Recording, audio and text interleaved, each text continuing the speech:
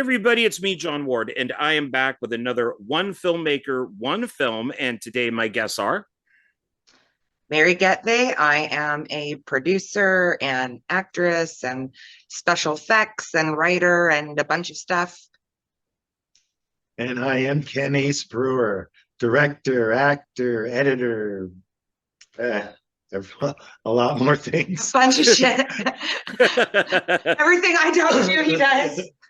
Ken's still going on, and 2 hours later, we're just sitting here as he's listing off all of his credits.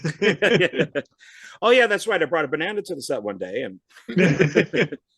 And so we are here. This is Ken's third time, and this is Meri's first time. So thank you both for being here. I really do appreciate it. Thanks for having us. Of course, my pleasure. And basically, Ken's been on since the Death Park days. And then we went, which I have here. I brought them out. So we started with, I want to say it was, well, because a lot of these are on YouTube, but these are kind of what we started off with. And then, Yes. And so we talked about these because I discovered these on YouTube, loved them, got in contact with Ken and said, we need to do a One Filmmaker on these. And I think we did 1 through 6 is what we talked about. And then we were throwing around some ideas, and you liked my idea and then took it one more step forward from what I was suggesting, and you did this here, the beginning, Death Part, the beginning. I thought that's what you meant to do, so that's why I did that. No, you took it a step further, which is good. I was lazy and just saying, just put them in order and just leave it at that. You mixed them all up. You did like a whole story. So, and then you would, thank you, John. So that was really cool. And then after that, we discussed like father, like daughter. That's right. And then you got into where'd I put it here? And then both of you worked on all of these movies. Right. And then Zombie Rage came, and now you're still working on Death Bitch. Yes. So We're getting close, though. It's almost done. Yeah, next Yay. week. We're finishing in the next week or so. Oh, sweet. Yeah, because kid sent me a scene. I liked what I saw, so I'm really looking forward to this. I've been keeping an eye on what's been going on with Death Bitch. So it's I'll be saying that name a lot because I like it. So, and with this, I kept the Zombie Rage sticker. There you go. So I've had that in here since. This is what the inside looks like. And also, I have, and I'm never eating these. I still have them completely sealed. These Zombie Rage gummies. That is so cool. I'm so happy that you saved those. Oh, I made sure to do it. So it was, I had 3. I ate 1 because I wanted to know what they were like. And then I kept 2, and they will never be opened. So they tasted really good, especially the brain one with like the raspberry jam or whatever the fuck that was. That was good. That yeah, was I liked them all. good. Are they available anymore? Can people still get them? You would have to go to a place called the Candy Closet online and see if they still have any. Okay. So yeah, so if anybody's interested in getting those, I liked them. I thought this was a really cool idea. They were being handed out during the premiere. They were really cool. The owners are in Death Bitch, and one of them was in that as well, right?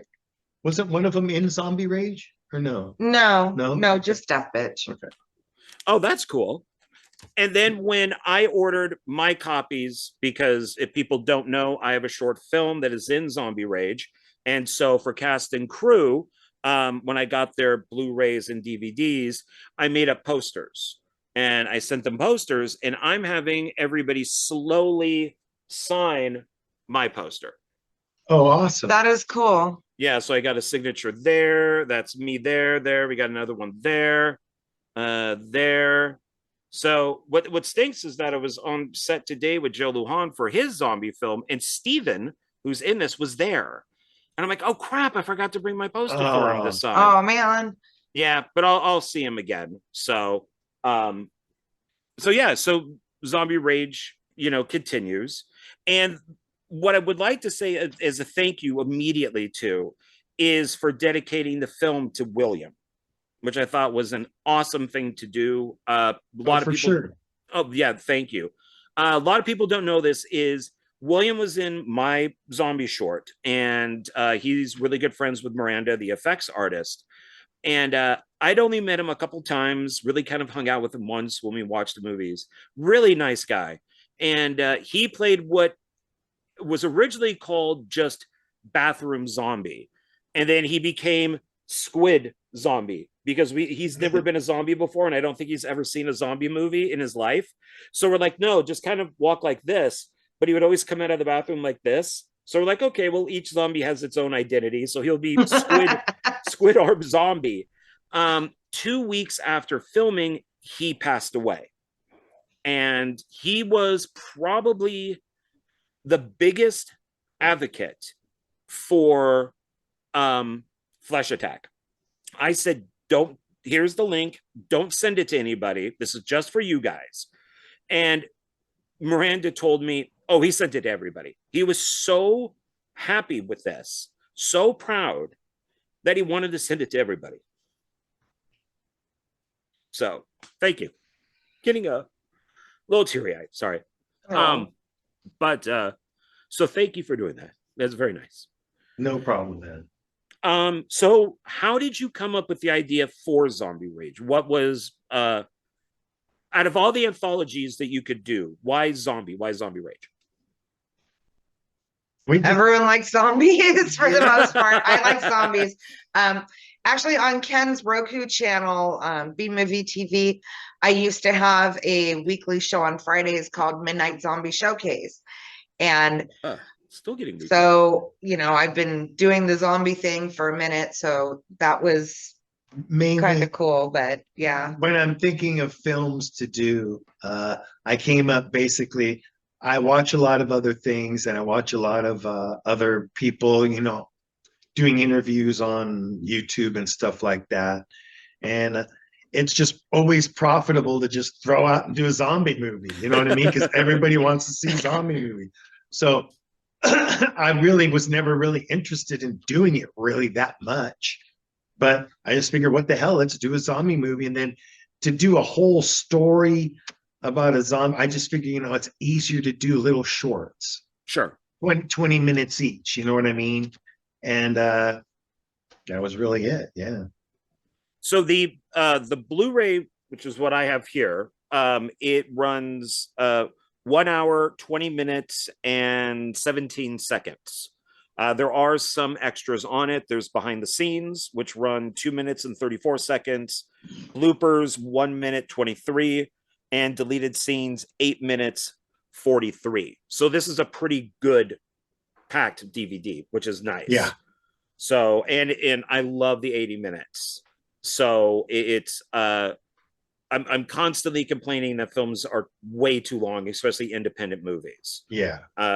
80 minutes, anywhere between 70 and 80 minutes. If your film is 2 hours, I may not watch it. It's got to be really good if it's independent or micro budget for me to, to kind of hang on. Right. It's, that story better be, William Shakespeare-esque, for me to, I don't ever want to do a movie longer than 90 minutes. No, that's just doing too much. Yeah. And so we have on the front, we have Livid Media. So explain to people what Livid Media is. Do that. Well, we license films and we make our own films and we distribute them on both physical media and streaming services. And that's kind of what we do. And we also had on there, of course, my company, Dark Park Films. And then there was also the Internet Astronauts. Who are they? Yes, that would be Johnny Electric, and Mark Kiazik. And where are they located? They're in Canada. Winnipeg. Winnipeg, yes. They made Oh, that yeah. clear in the film. Yes, they Yeah. do. They make it very clear where it's at. So How can you forget, John? and so your zombie shorts are more Southern California. Exactly where again in Southern California? San Pedro. San Pedro. Mine are Las Vegas, and then there's our Winnipeg in Canada. Yeah. Mhm. Would you or you're planning on maybe Zombie Rage 2 and reaching out to other areas where the zombie apocalypse is happening? Sure. Oh, that was easy. I'm always open to that. Right. I'm always open to anything. You know what I mean? I'm open to doing a sequel. I mean, honestly, the movie's done okay for not being on Tubi. Right. And it's been on Amazon for 99 cents or $1.99 or $2. I don't know what they have it on there for quite a while. And it makes decent money on there. And I think it's probably, if it goes to just regular subscribers for free, I would be stoked because then we could actually make some decent money on it. Right. And I don't know. I didn't check. I mean, it could have already did that this month. It's the second. I don't know. I keep checking at the beginning of every month. I'm surprised it's not on Tubi by now. I am too. Some people say that Tubi has a problem with fucking anthologies, but I see plenty of anthologies on there. No. Lately, I've seen like a whole bunch of anthologies Yeah. on there. I've seen probably more anthologies than regular. Just that we have 6 films in our library and 5 of them are on Tubi and 1 isn't. It's weird. Right. Yeah, that is weird because both AXEMAS films are on there. They're only 30 minutes, and then they're also part of anthologies that probably are somewhere between 90 to 2 hours. And then I've been involved in other anthologies, and they're all on there too. Yeah, right. So that's weird. But Fossum pays pretty good. Probably as good as Tubi. Yeah, they're not too bad. Okay. Surprising. All right. Well, okay. So what you'd mentioned Amazon, where else could people see Zombie Rage? Fossum Horror, and Reveal. And Amazon. That's it, really, I think. Okay. All right. So it says, I mean, on FilmHub, it says it's on 7 channels, but I don't know what channels those are. Maybe it's 8. I'm not sure. Do you ever go on, and this could be for any of your films, do you ever kind of do a search to see where they are? I have found some bizarre all places the time. where AXEMAS has been. Almost every night.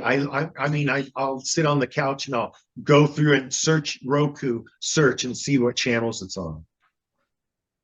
And how many? Oh, yeah. It's on some channel now called Movie Magic or something like that. So that's are you seeing any channel. Money from this? A little bit. Maybe it might have paid. I think it paid for it. I think we paid for what we paid for spent. Itself. Yeah, probably more. I mean, is it better than to kind of not know of some of these places and not get paid, and then people can see it and know who you are and look for your other films, or have it in less places and get paid? I think maybe if they have a system to where, they recommend, or you could like punch in a name, like you could go on Tubi and punch in Ken Brewer and all my films come up. Right. But I don't know if the other places do that, where you can punch in someone's name like that and it comes up. Some of them I know you can, but I don't know. Yeah, it's I think I worked on a couple films that ended up being dubbed into Russian. Oh, wow. Yeah, like Will Colossal made a couple, and all of a sudden he'd send me a link and go, look, we're in Russian. And then we're just talking in Russian. It's just like, it's just dubbed in a different language. So was that weird to see yourself having like speaking in Russian? Is that was it a bootleg, or is it like they distributed it? It's kind of unknown. I know one of them, I think, was Night of the Zomghouls, And he did the same thing. He searched, found it on some Russian, site, and thought it was more funny, I think, than anything. But the quality was fine. I mean, I don't know if it was a bootleg. They might have downloaded it from something. Yeah. But then they got to go through the time to dub Night of the Zomghouls. Exactly. What a weird thing to dub. Yeah. So, but they might have been because of Five Nights at Freddy's, because that's what Night of the Zomghouls is. It's basically just Five Nights at Freddy's. So maybe that's why they took it, because they could call it like Five Nights at Freddy's 2. God. Yeah, do it that way. So, so let's see. So the when you were looking at this, did you, because I guess it's hard to say, like, is there a budget? Because there's this anthology made by other people. So I guess for your shorts, did you like you wrote, you spent $5 you wrote online. I think on IMDb it says 500. Oh, is that what it says? Yeah. For Flesh Attack it says $500. Oh, okay. I know that's not correct. Maybe somebody put that in, or maybe I had to put something in. It was fine. I mean, I could probably say, yeah, maybe 500 with paying Miranda for the effects and then the food. And then I paid people back for their clothing that got destroyed. So yeah, probably. Oh, wow. Probably about right. Yeah. Yeah, if they got blood or if got torn or something, we always tell people to just bring clothes they want to get rid of and wear that. Yeah, clothes that you're gonna throw away anyway. Yeah, I think it matters if they if I tell them to wear something that they don't have. It's like, okay, we'll just go to Goodwill and I'll just pay you back for it. Right. Yeah. So 500 is about right. Yeah, probably somewhere in there. I think we spent $9. $900. Oh. For all three, because we had for all three of them. Yeah. Oh, okay. And everything else. Yeah. So like well, actually I have to ask you a question. Why is mine the only one separated? It's a to be continued, but everybody else's isn't. Why is that? Well, Winnipeg's is separated. Obviously, they're at the end. Oh, but they're the bookends, though. Yeah, they're the bookends. And then yours, because I just wanted to, it seemed like it was a good spot to continue it. And I always had that plan of doing it that way. That's why I told you to remember I told you to make a part kind of 1 and 2. And that's why you had her go to sleep. Yeah, that's why I wrote it that way. Because that's just the way I had it planned in my head the whole time. Okay. Yeah, see, I thought everybody's was going to be divided in half. No. You get the first half at the beginning, then the second half at the end. I was thinking about doing that, and then I go, no, I want to do it the way I was going to do it at the beginning. I thought about it when I got everything. I thought about just separating them and doing them all like that. And then I go, nah, let's just do them like that. Separate his with the book, and everything, because I thought yours was deathly serious. And I loved that about it. So that was, and the way it ended, the first part, and the way it began on the second, everything was just really good. And it fit that way. I appreciate that. But also the idea was they're going to get into yours and they're going to see it end. Then they're going to want to stay no matter what to see what happens. That was another idea. So it was manipulation, a little bit of a trick there too. Yeah, because when I saw it at the premiere, I was a little shocked, to be honest. I because of how serious mine was to the tone of the other ones, especially with the one from Canada, which was all comedy, and I'm like, I didn't expect it to be all comedy like that either. Yes, we were just like, Yeah, it's like, is my film going to be the one that people go out to the bathroom and get some popcorn and then they come back? No, some of the reviews, some people, when I looked at, some people like yours the most out of all of them. So, it just depends on who was reviewing it, who was talking about it. Because when you look at Letterboxd and all those, I look at reviews from all over. There's a few on there's 4, I think, people reviews, 4 regular reviewers on IMDb, and then there's 4 critic reviews, and then there's a couple other critic reviews online, and then there's Letterboxd. They've got a few reviews, and it's, yeah, everybody likes something. One people didn't like the Canadian one at all. I forget who it was. He couldn't stand it, and then other people liked it. So it was like everybody likes something different. So in my opinion, I think there was a good variance of different styles. There was a little bit for everyone, I thought. Yeah. Yeah, it's interesting, as I found this review from The Balcony. Oh, Voices from the Balcony. Yeah, Voices from the Balcony. And I thought when they brought up mine, it says, so the third statement, okay, so it says, unfortunately, she picks up the first night of the zombie apocalypse. And then I thought, okay, well, this is good. And then this is what I found interesting, is I purposely did this, is I put 2 skeletons on a bed. And okay, that. Yeah, and it says, okay, here. So this segment features a fair amount of blood, though if the zombies are just now appearing, how that pair of skeletons got there is a bit of a mystery. So and of course I never answered that, which will never be answered. The idea was that they just committed suicide like a month ago. They just killed themselves. Oh, well, yeah, no one knew that. Yeah, that's there. Yeah, and you wouldn't know it, because why would the thief know it? The thief wouldn't know it. The door is cracked open, and then the zombies have already gotten inside, and the security guard goes in there, who's Miranda, and she gets killed, and now she's kind of rotting in the tub, but the guy's committed suicide. And it's yeah, so it's supposed to be like 2 male zombies. One of them has the gun. There's a book of The Stand right next to them, because I wanted some sort of Stephen King reference. And it's just they committed suicide, and their bodies were rotting, and they all got down to skeletons. So I had no clue. Yeah, now we know. Now we know. I don't think anybody knows. It's just right there. So but now everybody does. Yeah, because it was, when I was looking, because we shot this at Joe's house, at Joe Lujan's house, and because I lost my location because my work were being assholes, and they said I could film there, and then they said I couldn't, so I had to completely rewrite the script.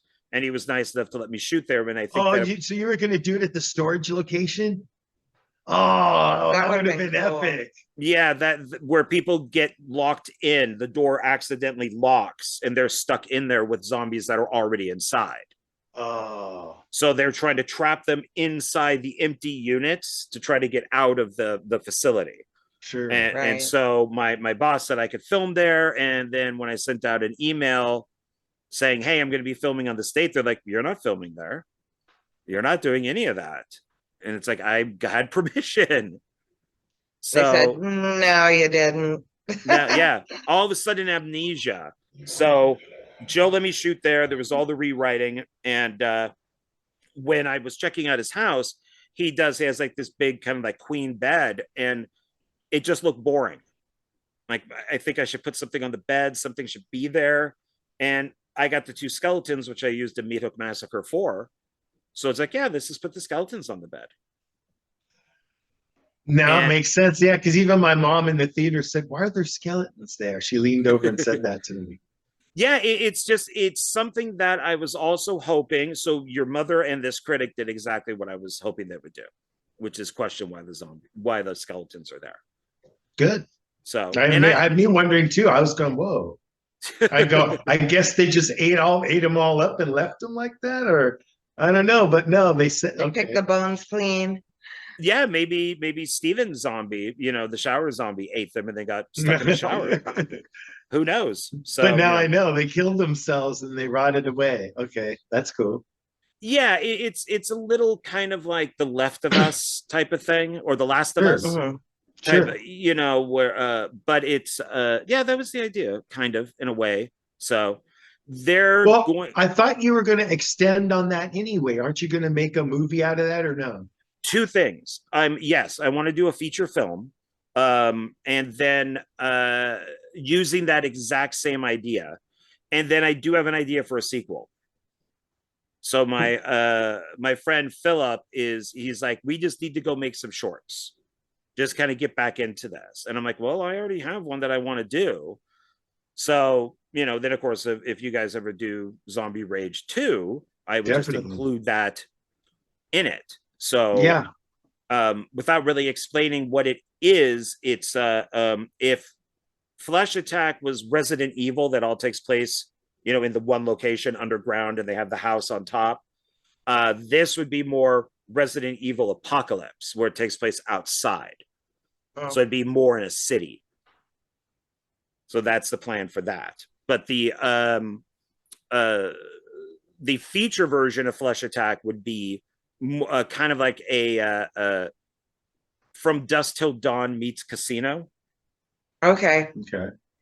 So it would, start off with her being the burglar, and then when she goes to the house, the apocalypse starts. It was cool to see it in a theater, though, wasn't it? Yes, that was a packed house, and that was a lot of fun. So I just wish more people could have been there that who worked on the film. But I understand you're not going to come down from Canada. That's right. Probably pretty pricey. Yeah. So a little bit of a commute.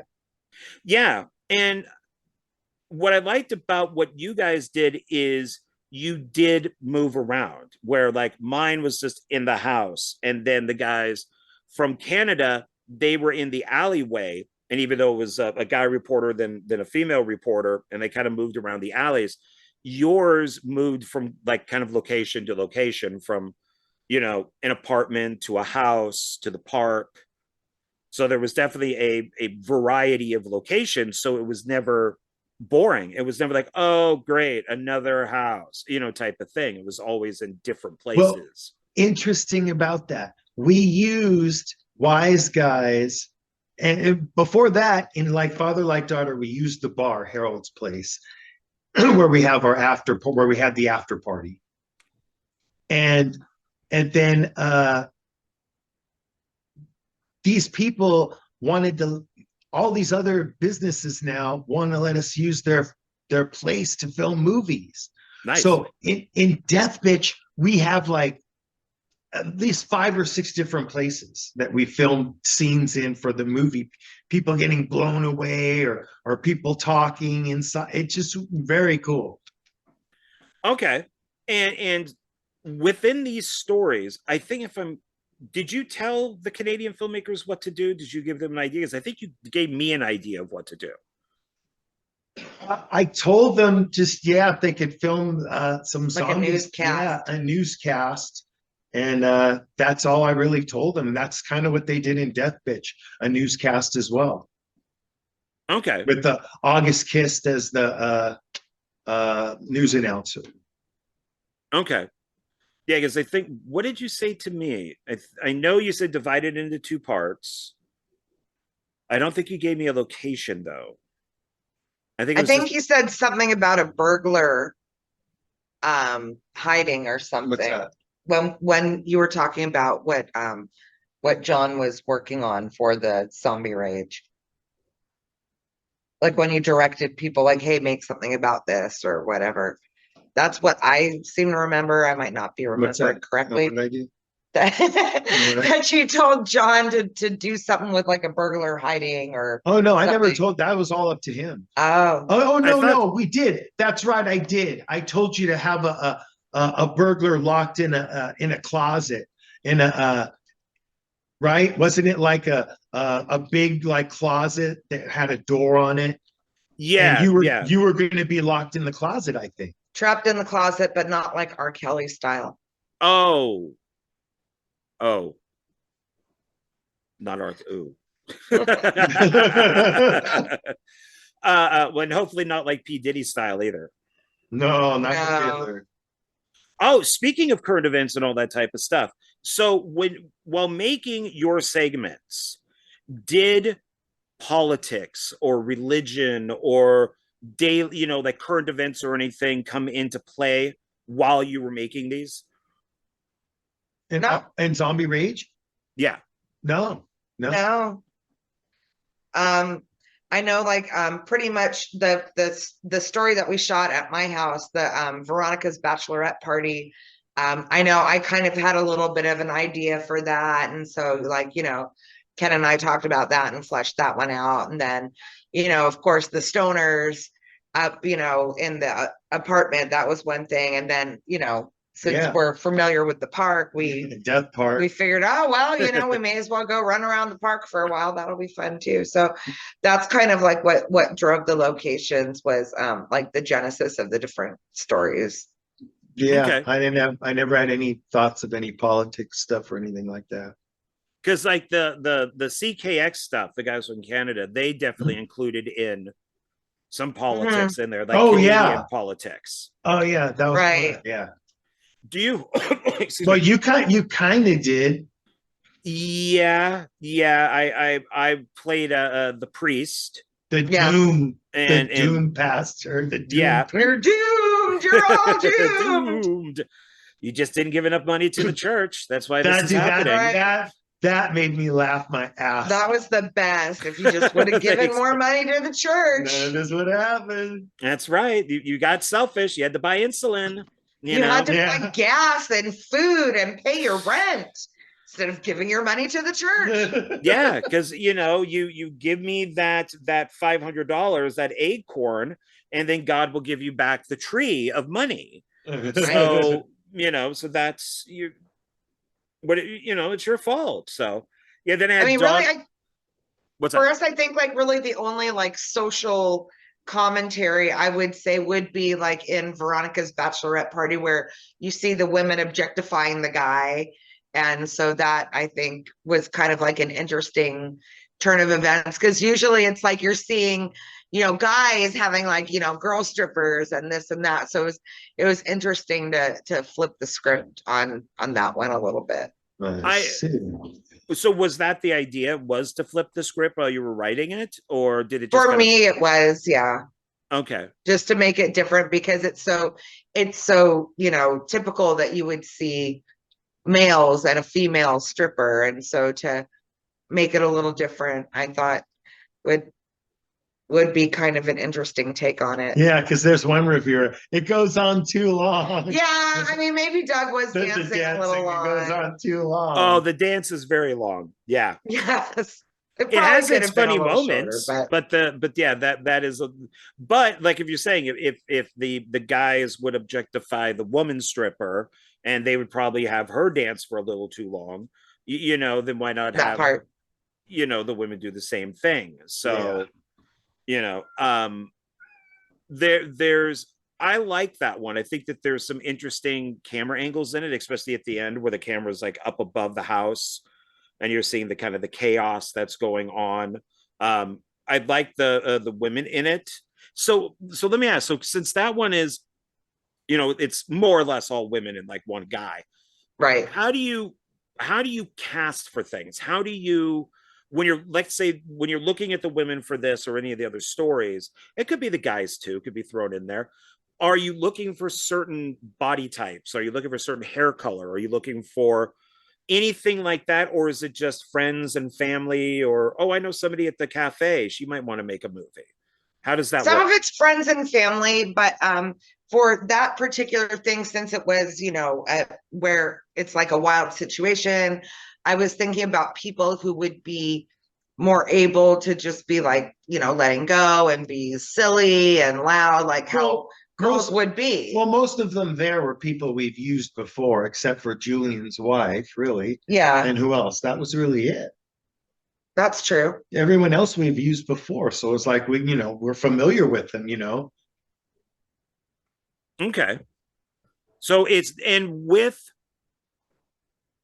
the actors and actresses that you're using, do you ever look to say like, oh, this person can't play that role? Absolutely. Oh, definitely. Absolutely. Oh, casting is really big on me. I feel I cast people in the right parts. I really do. I get people like, wait when you see Tracy in Death Bitch. This is the part she's needed to play forever. Yes, she suits it very well. And you know, just if we were to have had her play a different role in the movie, I don't think it would have been as good for the film yeah. or to highlight what her strengths are. No, I'm proud of her scenes. Her acting is incredible in this. Okay, yeah, I look forward to Death Bitch. Well, I look forward to all your guys' stuff. I've enjoyed all of it so far. I think I could put these in a couple of festivals, and I guarantee she'll win Best Actress. I know it. She's Is that there good. A problem at all with the title, with using, especially with today's politics, with using? I don't think so. In the title. No, I had Jeff Miller, the producer, like does all those bronzy films, and you know, like he does upper, you know, $50,000 up to $1 million films, you know, over $1 million films. And I seen him at an event. He walked up to me. I mean, out of the blue, he walks up and he goes, "Hey, Ken." And I turned around and walked back. He goes, "Death Bitch." He goes, "That is a great title, man." And I was just like, yes. You know what I mean? So yeah, I don't think there's going to be a problem at all. Do you think that, once again, going back to today's climate, should you be looking at things in more of a, and I don't mean political as in like who you get a vote for, but more as a political, like, we need to have this type of person to fill this demographic. We need this person to fill this demographic. Do you? Oh, you mean like what's the word that someone was using to me the other day? Well, it would be DEI is one of the main things that they use to make money for these type of things. But I've noticed that even independent films these days seem to be just kind of, they don't really look at an actor because they're a good actor. They look at them like, oh, we need this. We need them. So what you're saying, what you're trying to sugarcoat and say is that you're saying that, oh, we got to have a Black person, we got to have an Asian person, we've got to have a Hispanic person, because we got to be diverse, man. It's all about diversity, man. Right? Is that what you're saying? Yes. What's interesting is, I mean, you know, definitely I agree with diversity. And, you know, we do have a Black person. We do have a little person. We do have an Asian person. We do have a brown person. We do? We do. You have a Black person? We do. I don't remember. Richard Sims. Oh, yeah, that's right. I don't know. I just, you know, I don't see. But we don't. I don't look look at that people way. like that. You know, I mean, I'm looking at them for their acting ability. Right. This guy played. See, wait, when you see the captain, the police captain, he fits the part. All right. When you look at this guy, he's a guy you would believe. You go, that guy's a police captain. And I might have been specifically hoping for a Black person for that, because my version of a police captain is the captain from Beverly Hills Cop. You know, that guy in the first one, where the fuck is Foley? You know what I mean? Right. That guy, dude, that guy's killer. He's so awesome. It's like he fits a captain. And that's what I wanted, and that's what I got. And I'm happy about it. And I didn't think about him really being Black in a way. I mean, I thought that guy was good in the movie, but we knew Richard, and Richard is like a good actor. He's been in a lot of theater and a lot of was in Alien 3 and a couple other movies, and the guy can act, and he's an acting coach. So I mean, why not put him in the movie? You know what I mean? Right. Yeah, it was a no-brainer, and he kills it. He's so fucking good in it. Yeah, it's kind of like Night of the Living Dead, the original, that, you know, they did not hire the lead actor because he was Black. They hired him because they thought that he was the best choice. Yeah, right. I thought whoever's gonna, you know, it's just, you got a vision in your head of what you want for that role. It doesn't matter. I'm not specifically going out there saying I need a Black actor and I need a Hispanic actor. It's whoever we come across and whoever we know. You know, if the part needs a Black person in it, sure, I'll get a Black person. I mean, but I can't think of anything that would make role be Black specific. Yeah, we don't write like race. Yeah, I don't write, you know, I don't know. Really I'm not making gender specific. I like to, you know, I'm not that Quentin Tarantino-esque. Right. So it's there's no worry in what you guys make if, let's say, a white character shoots a black character. I don't even think about that. I do it and I don't even think twice. No. Or vice versa, I guess. I wouldn't think twice. We don't think about that. Yeah, I wouldn't think twice. Which is how filmmaking should be. It shouldn't matter. That's right. Who I film like it's the 70s. That's my style. That's what I want to film. I take those wide shots from I film like I'm in the 70s, and I try to throw in some tricky little shots now. Like in this new movie, I might do some really cool handheld stuff and stuff like that that actually looks better than we normally do. But also, we had 2 cameras for this shoot. You know, we got 2 of the same cameras. So now I'm able to get 2 angles. So I've got 2 angles at once. I'm able to switch back and forth, and it's just great. It makes it just, this is upper level. You know what I mean? You're gonna like it. It's good. Yeah, I really am looking forward to it. So so kind of starting with the beginning here with like the news reporters and all that stuff. All right. They're definitely have a diverse crowd of people that come up and talk to them, including a little kid who wants to find drugs, which is quite funny. And he wields the dad's ears and all that type of stuff. And we're slowly through that part, kind of, sorry for the flickering, it's the laptop. There's a sequel out there to that. Oh, the little Asian kid. It is out there, and I think it is an Asian kid. Okay, yes. The little Asian kid and his father. Yeah. That there's a video out there now, a sequel to that called Zombie Kid, and it's the little Asian and all that. So go out there and check that out. Oh, where is that? The Internet Astronauts filmed it. It's tight. Is that on YouTube? I'm not sure if it is or not, but I know I've seen it. I don't know if it's out there yet, but they sent me a screener to check out, and it was good. Oh, okay. Yeah, I would watch that. The little kid's funny. So yeah. I like how he mimics the dad. So that was a good opening, I think, for this. It set a light tone. A light tone, and it's telling you what's happening without being complicated. You know, there's violence, there's, would you want to live here? That type of thing. So I thought that worked out really nice. And then they have because I had it on here. For their thing, I wrote I love the man who talks about the homeless purge.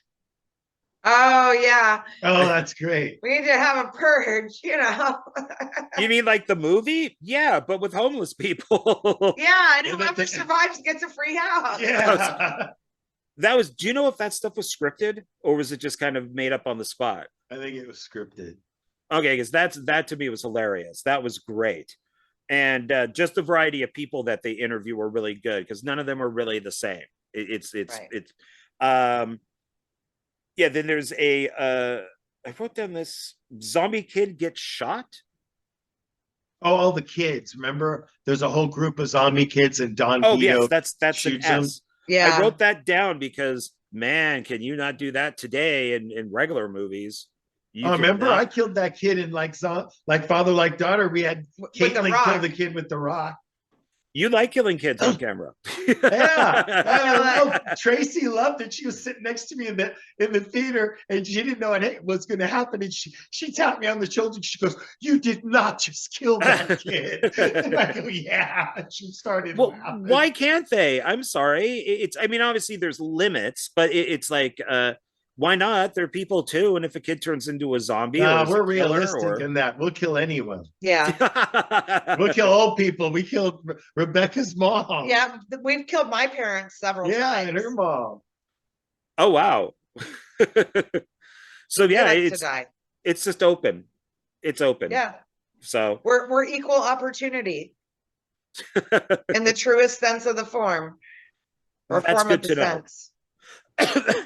And then they mentioned zombie or meth heads. I thought was funny. Like, what are they? Are they zombies or meth heads? That then leads into 2 stoners and a zombie. Where was that one shot? At my house.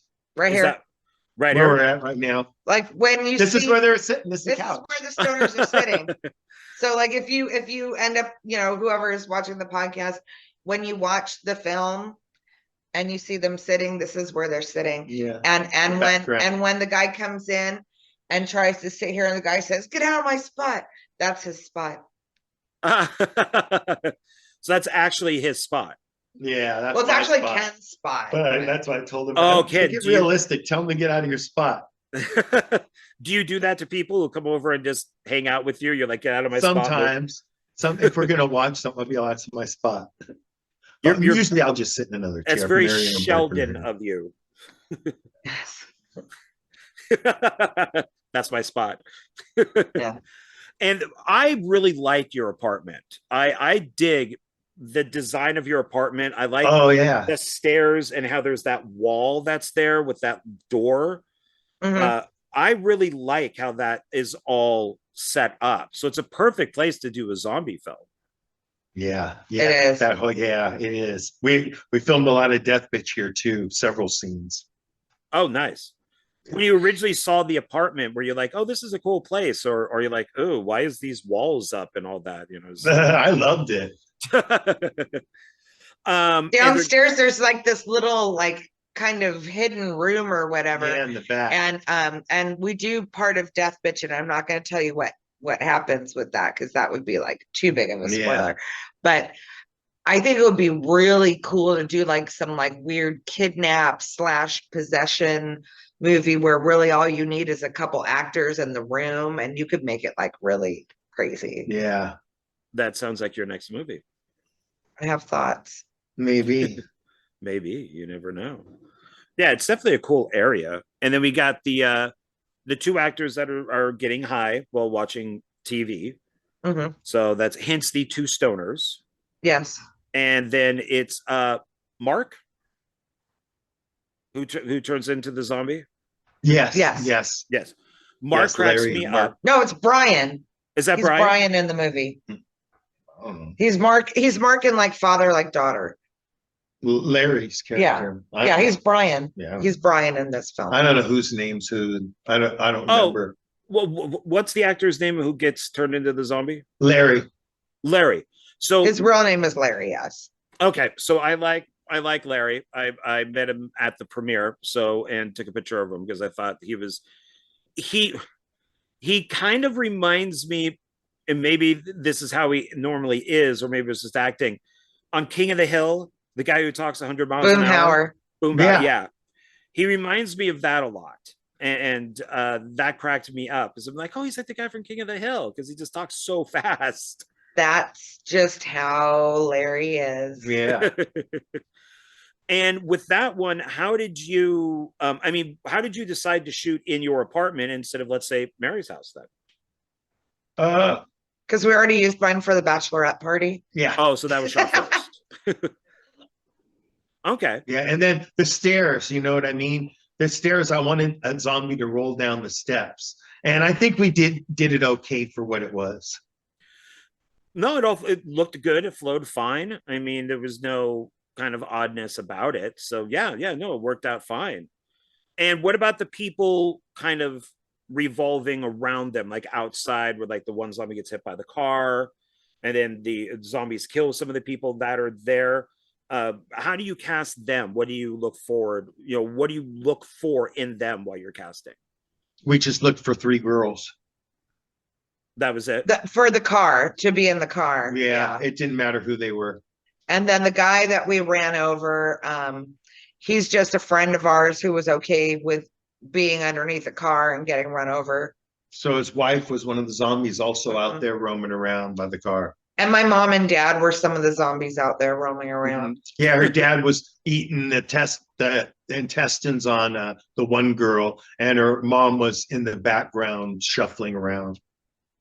Okay. And the other guy with the long hair that had like the eye thing, he's actually a photographer. He does Sal's photos. He does like local band photography and things like that. So, and he would come and document a lot of our stuff and take pictures. So, we wanted to use them. Is it something where, let's say, if he's on set taking photos and you just need a body, would you just say, hey, can you get down there and be a body since you're here? We do that a lot when people are, a lot of people will have a lot of people, few people hanging around extra. And like in Death Bitch, I mean, we used Doug twice, right? Yeah. Or 3 times even, just twice, right? Twice, I think. Okay. I got used twice. Yeah, she got used twice. You know, you have to. When we were shooting today, I am primarily Joe's sound man, and I do acting for him too, but I mostly do sound. And we were there, and it was just an MOS shot, and he only had like 3 bodies on this ground, and I'm like, can I be a body? Even though I've been in the other 2, I'm a scientist, and I'm gonna be back in this one. And I said, I'll just turn my head this way from the camera so you can't see me, but you'll have an extra body. And right. He's like, yeah, get down. And I'm like, okay, zombies all move this way because they're all full of blood. I'm not going to get blood on me.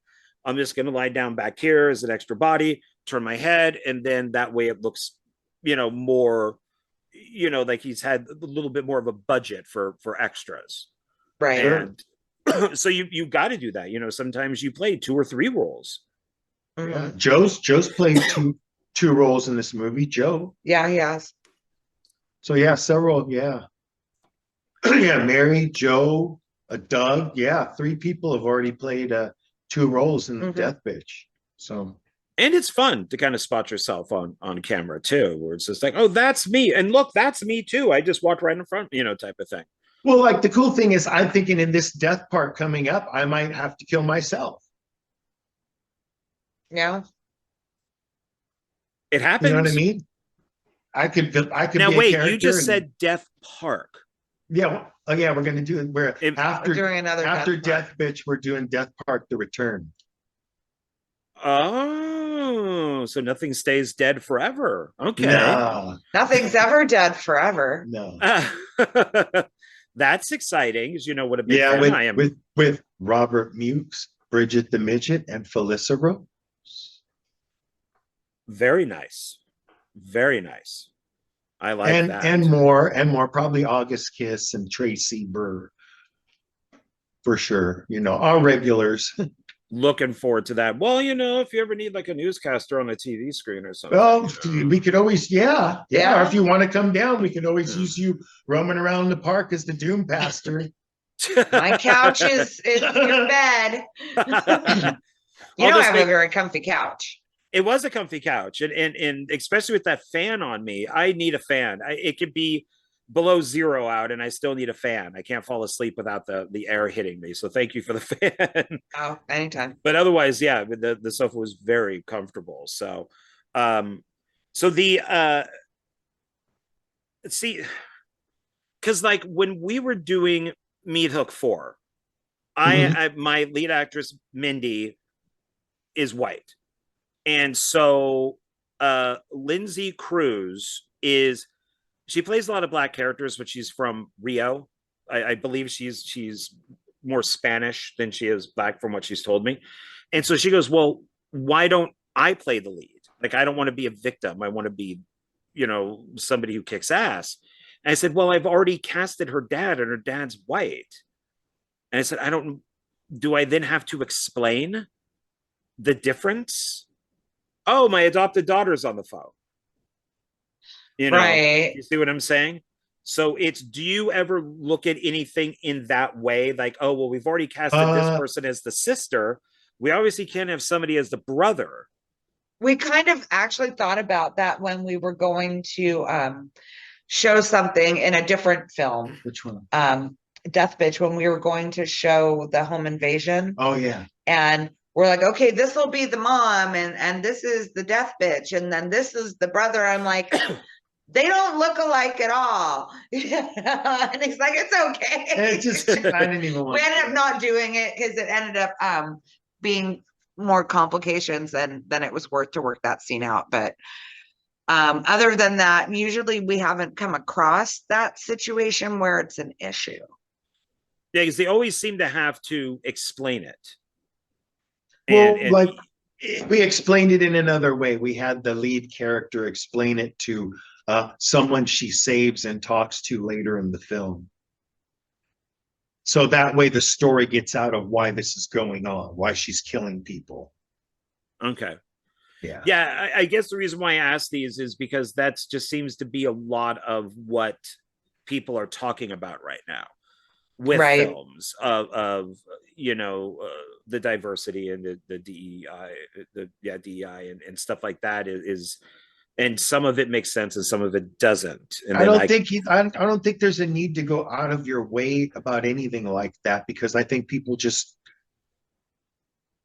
if you ignore it, you're better off, because you don't give no one anything to complain about. Right. I mean, we do have diversity, but it just happens like naturally and organically. Yeah, we got a lot of Latin people in our movie. There's a lot of Hispanic people in our movie. Yeah. One of the detectives, you know what I mean? One of the detectives and producer is he's Hispanic. And didn't matter to me. He's just one of our cool buddies. And the lead is half Asian. Yeah, our lead is half Asian. The you know, captain of the police force is Black. We have, like I said, we have a little person in it, and we're not making her someone who's victimized. We're making her be like, she's one of the bad guys, one of the lead role person. So I just think it just happens organically. I mean, you've seen the scene. She plays it well. I mean, she's amazing. Yeah, I like that scene. So it's there was when I was putting together the cosmic horror anthology, The Reign of Vibrant Screams, which I'm hopefully going to be finishing up with soon. One of the directors said, "Hey, would you have an issue with me doing a trans cosmic horror short?" And I'm like, "Bring it on." No, not at all. You know, in fact, I kind of welcome it. You know, please do it. And he chose not to do it for whatever reason it was, and did a different story. But I was kind of disappointed. I was like, oh, that would have been interesting to see, because I don't think we've had that before with cosmic horror. And Miranda, she likes to point out that I don't know I have it, but I have a thing for lesbians, I guess, that in a lot of my scripts, one couple is always a lesbian couple. And it's never intentional. It's just, instead of giving her a boyfriend, I give her a girlfriend. I just don't think about it. It's never, until Miranda pointed it out, it was like, oh yeah, there's in Meat Hook 4. Well, it's going to get more viewers. It's going to make the younger guys go, whoa, you know? But I wonder if that's one of these things of because you don't think about it and you just do it. You're just a filmmaker. That's your fun, you know what I mean? So you don't even think about it. Yeah. You know what I mean? Yeah. So I just don't even think. I've got my head stuck in the 70s. So I don't even think about all this political shit now in my movies. I don't think about it. So nothing is anything with Death Bitch, is anything like that political or whatever it might be, like a Death Wish or it's like Death Wish, 45 or anything like that. Yeah, it's like that. Yeah, it's just going and getting vendetta on the bad guys. Yeah, someone killed her mother and her brother, and she's just walking the streets, killing evil bad guys and trying to find the people that did it, and she eventually does. What do you think of, because I'm guessing you probably watched vigilante movies while you were writing this and stuff. Oh, there's a lot. There's some of Death Wish 3 in it. There's some of Death Wish 1 in it. There's some of The Exterminator 2 in it. There's some of the movie One Man Justice with Brian Bosworth. Oh yeah, if you've ever seen that, there's a lot of that in this. I mean, I took a lot of stuff from a lot of these movies and just threw it in our movie. You know, because it's a homage. People are going to go, oh, that's like this scene, right? Yeah. Well, like my favorite vigilante film is Death Wish 2, because of how brutal that movie is. I mean, it's brutal and sleazy. It has a different atmosphere than all the other movies, because he's out walking around in the nightlife of Hollywood, and that's sleazy as fuck.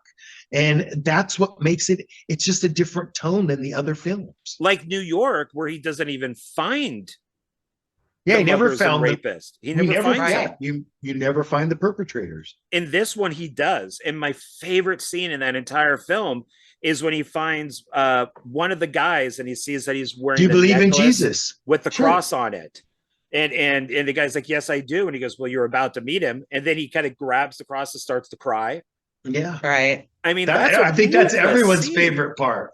I think That that's everyone's favorite part. It is. Yeah. So, I mean, and then like the beginning of the film Vigilante, the William Justic film where they kill the baby with a shotgun.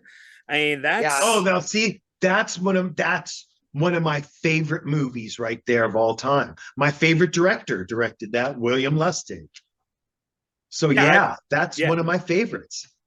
So it's so when people see Death Bitch, they can expect to, like you had mentioned the films before, see these type of homages to these other movies. I think so. I mean, it's obviously under $3,000. It's the highest budget I've ever worked with, but I still under $3,000. I mean, Like Father, Like Daughter was like 1960. I think it cost us $1,960. Something like this that. This is in between 2000, probably about $2,700 film. So it is the highest budget we've ever worked with, and it looks good. We've got the 2 cameras. It just looks a lot better. We spend all our money on the actors, really. Yeah. Did you go back and forth if the person who's seeking justice is male or female, or was it just always it's going to be a female? I always wanted to do a vigilante movie, kind of ever since I started doing movies again. And it was always a male in my head until like it just got in my head, a woman. I watched a couple of these movies, and it'll sell more with a female. Guys want to see a chick, and women like to see empowered women. Yes. They like to see women going out there and getting revenge without a guy. They want to see a woman going and doing it. It's the truth. That's what women like to see. I know my mom likes to see shit like that. I like to see shit like that. And so it's getting a bigger audience, and it's an action horror. I mean, it's more action, but there is horror elements in it because we have Larry running around as the South Bay slasher, slashing people up with a razor blade. He eventually bumps into the Death Bitch. But that's like the B story for it. Yeah. Okay. And is Death Bitch like a name that the police give her or the papers give her? No, they just call her the Vigilante, just like they call him in Death Wish. I mean, there's no way they could bust us for that. The one thing that I liked in a lot of these vigilante films, and this is, well, I'm not going to say a lot, it's only been in a few, that the guy doesn't, because it's mostly been men, so I'll say the guy doesn't know how to do any of this stuff. Like, he doesn't know how to use a gun. He's never killed anybody. So he goes to the range. He learns how, like, the remake of Death Wish with Bruce Willis. He has to learn how to use a gun. He has to learn how to put the gun together. Like, he's just a guy. He's not He's not John McClane. And a lot of these, and I think it's even in the original Death Wish, is Charles Bronson gets sick. Like, after he kills his first person, we see him throwing up. And is that this type of character in Death Bitch? Like, she was a secretary or something like that. And by the time we actually see what's going on in the movie, she's already killed several people. So it's not like we're not at the genesis of it, where she's already like, she's rolling and ready. I think there's already been like 5 killings since, that we haven't seen, before the movie even starts. Actually 7. Is that what it is? It's 7. Because there were 9 bodies on the 4 cases. The crime scene, whatever they say, yeah. There's a crime. There's a double murder at the beginning of the film, and then there's a crime scene. We have a tape off, detectives, the whole thing. We have a crime scene, and they say how many victims there are before. It kind of lays out the story. Okay. You know what I mean? This has actually got a story in it. It's not like Death Park or like, there's actually a decent story to it. Death Park doesn't have a story? What do you mean? What are you talking about? Not really. Kind of. It does, but not really. Well,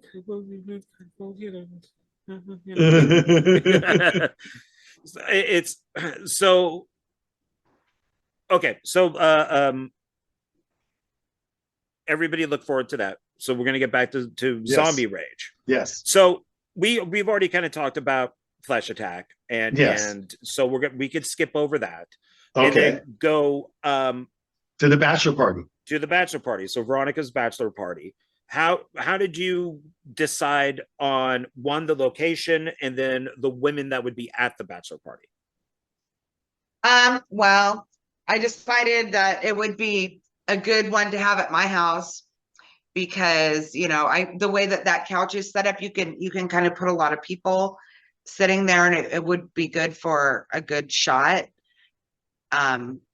Then, you know, the girls, like, you know, it was all people that we knew or had used before. All I did was direct. She wrote and did everything in that episode. Yeah. Oh, nice. Yeah. So, you know, I thought it would be funny to have, like, you know, the stripper show up and the stripper to be infected and some girl to, like, you know, go catch him in the bathroom, you know, offer him money for some sexual services, you know, once again, like kind of flipping how it's typically Sure. done. And then having him, you know, turn into a zombie and attack everybody.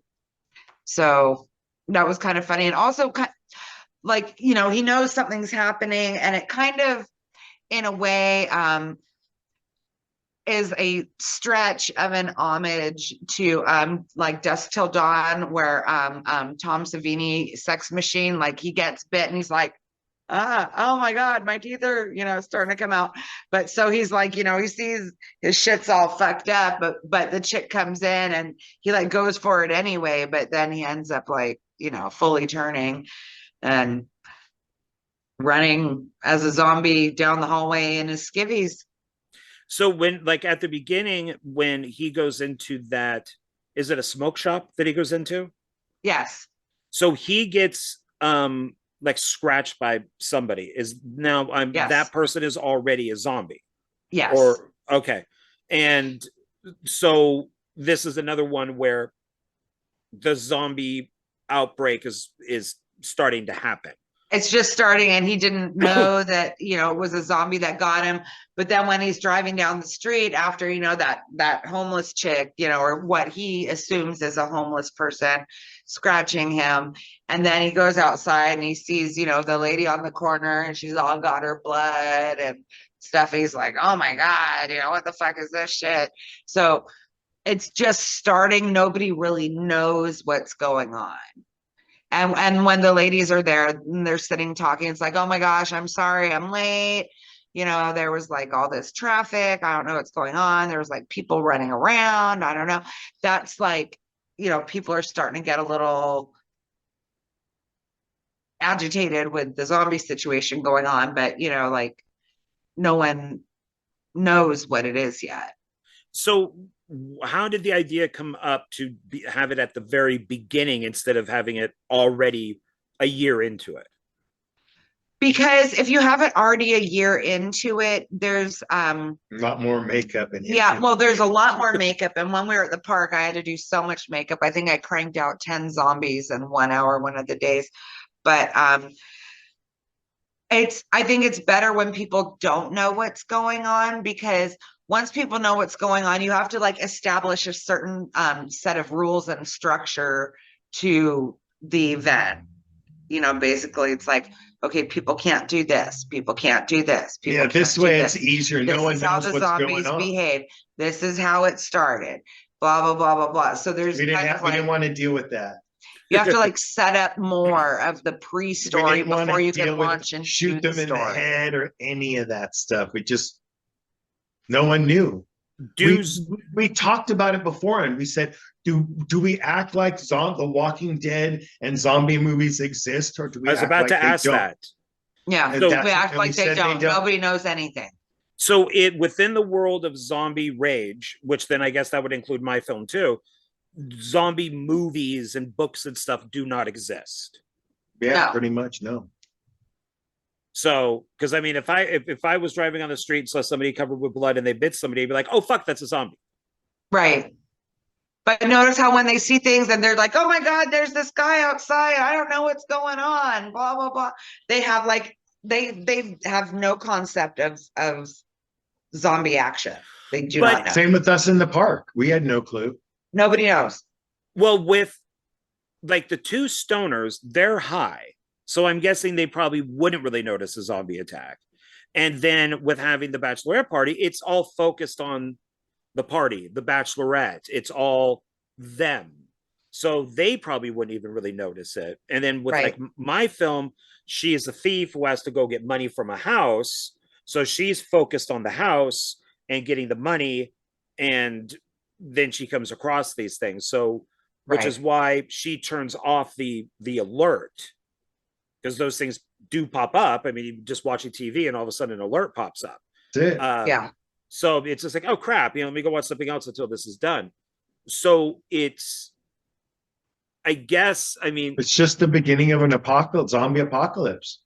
So do you think it's better than to just, I mean, I know you did it, but just in general, do you think it's better to have a film where people know about zombies and can reference George Romero, or do you feel that they just should not have a reference at all? I think it depends on the film. I don't think that, I could with the budget, a blanket statement about that. Yeah. For us, with a budget, easier. I think it's easier to ignore it.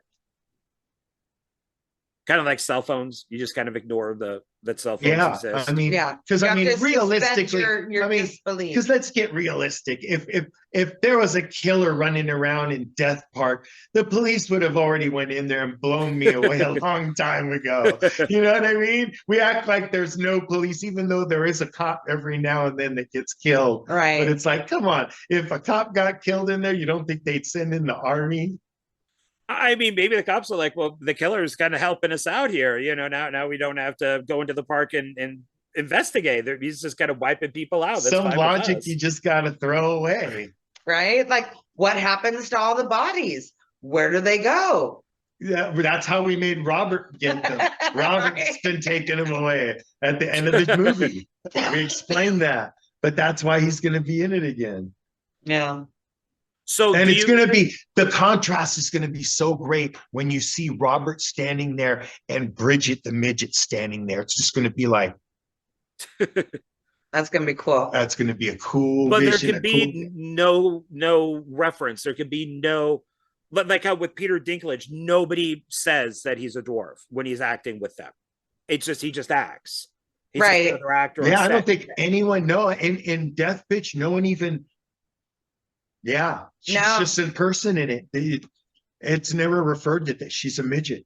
No, nobody ever says anything little about person. it. I mean, I could say midget with her. She uses the term midget so we can herself. use it. So it's okay for us to use that for her, but typically we would refer to her as a little person. Yeah. Just to make that clear. It's her own acronym. Right. Even though she's called Gidget the Midget. She said the midget name has made her too much money for her to not use it. I can imagine. So it's okay. But it's not highlighted as a factor in the film at all.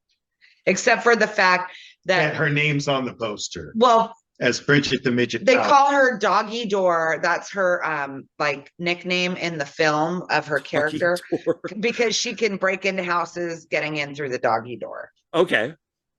But we don't say that she's a little person specifically in the film or reference that she's a little person other than saying that she can get in the doggy door. Okay. Yeah, she's a mean person in this film. Well, she kills a few people. Little clip you showed me, she is. She's vicious. So, yeah, she's one to look forward to in the film. So, to go back to 1 second to the should zombies be referenced to movies or not? There's, I mean, like in Night of the Living Dead, Romero as the reporter brings up the Venus flight, like the Venus probe. Yeah, the probe and the radiation and stuff. And I think it was confirmed that that's what started the whole thing. And for a long time, people were like, Venus probe, Venus probe, Venus probe. And then you have in like zombie, it's voodoo, more or less, that brings them back to life. But we still don't know. So it's sometimes I think it's good not to know.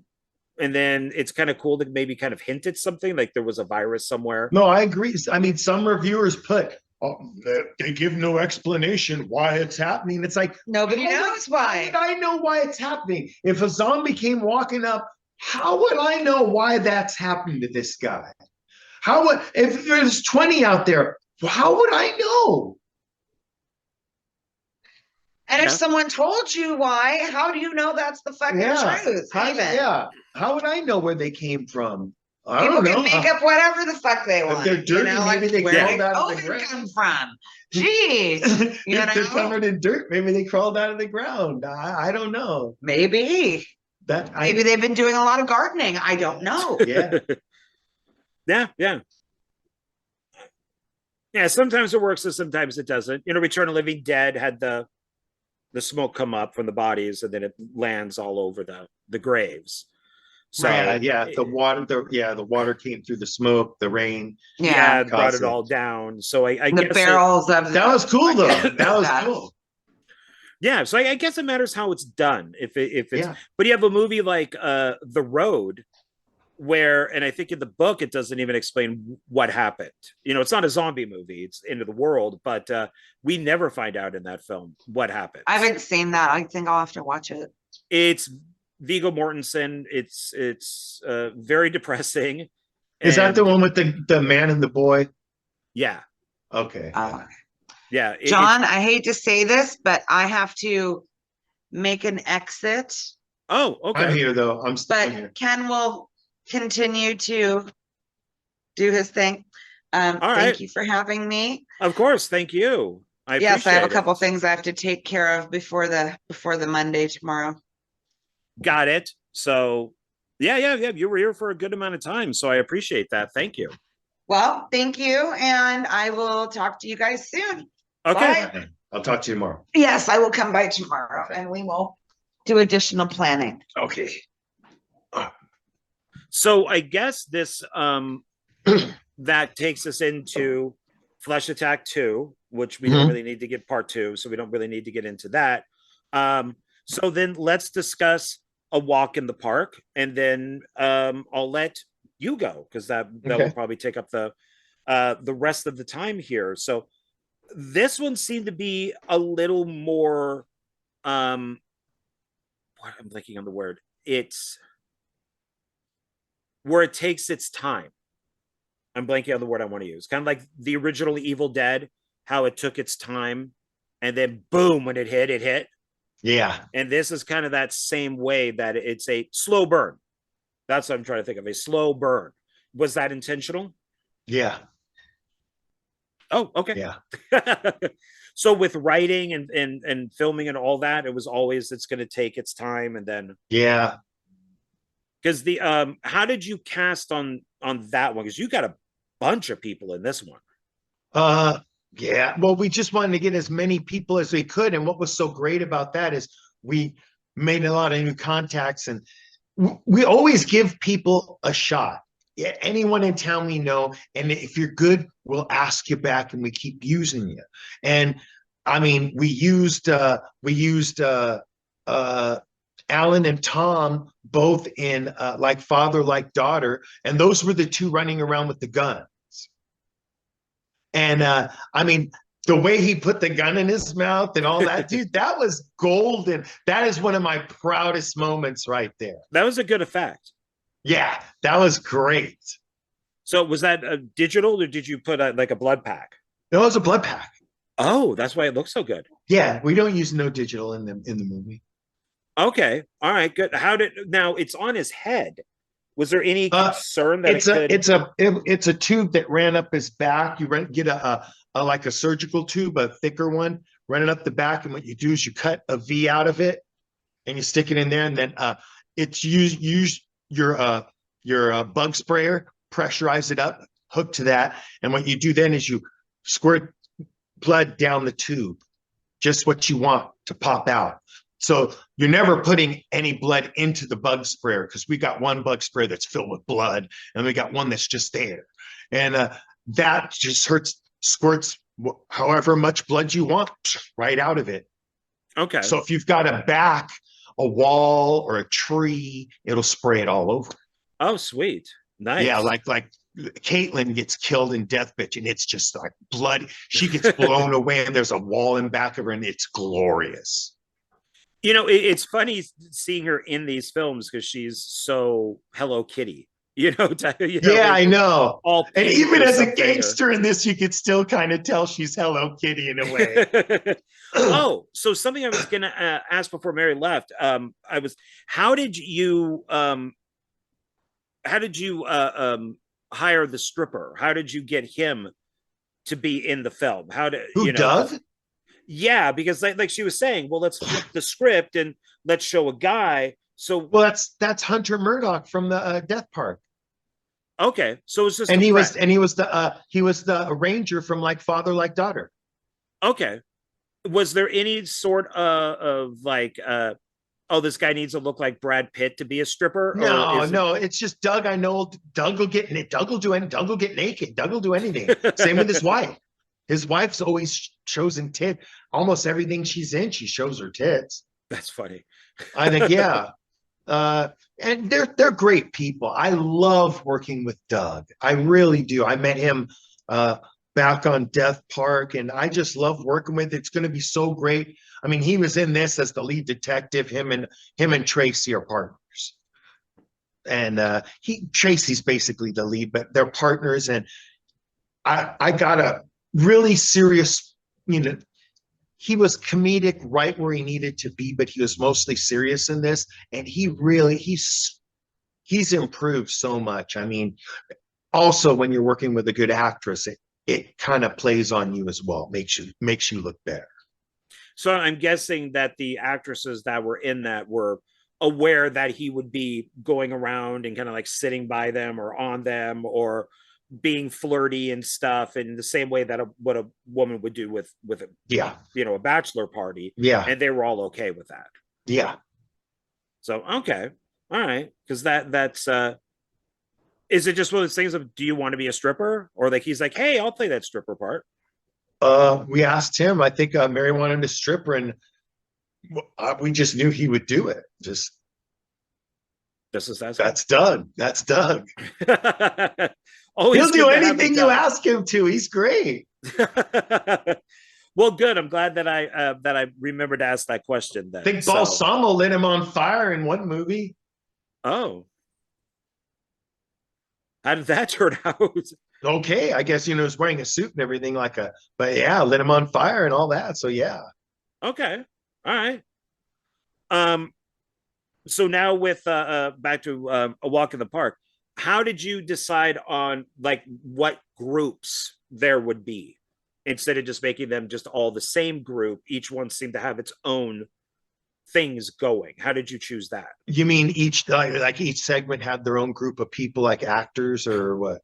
Yeah, but and story wise, like you had the three young women, and then you had the group of us, me and my buddies, playing softball for the day, and then we had the group of girls, and then we had the cop who came running in from. Yeah, there was a lot more to that we could have did. Like we wanted to do, the cop was actually at a raid and everything went bad. There were zombies in the house. All his partners got killed and he ran into the park for safe, all that. But we just had him run up and he played it good. I mean, Joshua did a good job. I mean, I know he's usually what's his name's boys, but he was good in this movie. So yeah, I mean, I liked everybody in it. So it was, and then eventually they all meet together, and then, well, let's just say there's not going to be enough of them for a sequel. So maybe everyone dies. Yeah. So how do you decide on each person's death? Like, do you look at them and go, "You look like you would get eaten. You look like you'd get your guts torn out." I go by acting usually, and usually the people that can't act, I kill first. Because otherwise they got to keep acting. I hate to say it like that, but and they're just people we try. Like Tony, the guy who got bit. That was his first time doing something with us, so we were testing him out, and he was great. Now, so we have him in a bigger part in Death Bitch. Okay. And do I watched the behind the scenes, and you had mentioned that there was somebody like walking on the path, and you guys had to wait. What Oh type of yeah. what type of reactions do you get with zombies? Eating people. Uh yeah. There was a couple people that walked up, but I don't think there was really anything crazy going on at the time. There's probably blood and maybe stuff like that, but nothing too crazy. I mean, for other movies like Death Park, there's been times when, we talked about that before then. So yeah. And you said you were using two cameras. What type of cameras were you using? Okay, for Death Bitch, yeah, two Oh, cameras. for Death Now, Bitch. On yeah, this for one, was Death it just Bitch. one? Yeah, for Zombie Rage, it was just one. Well, okay, so I guess for Zombie Rage, what type of camera? Because it looks very clear. It's just the Canon I always use. Is it like 4K or just 1080p? It's 4K. 4K. And what about for Death Bitch? Same thing except two. Okay. And I have found that having two cameras are very helpful. We did Oh my that with God. AXEMAS and AXEMAS 2. So Oh yeah, because I think sometimes I do the main camera, which is mine, I think, and then the other camera over here, just that angle looks better. So I use the sound from my camera, which has the good mic, and I use the video off her camera. do you ever set them up as this is a wide master shot while the other camera is more of a medium or close up? Yes, just from a different angle? definitely. And A lot in this movie. What about sound? I only have the one mic, just me. Just mine on the camera. I don't have a boom guy. Oh, really? Do you do I never do. ADR or anything? Yeah, I've never used a boom guy. I got mine up right here, so this is actually kind of cool. I've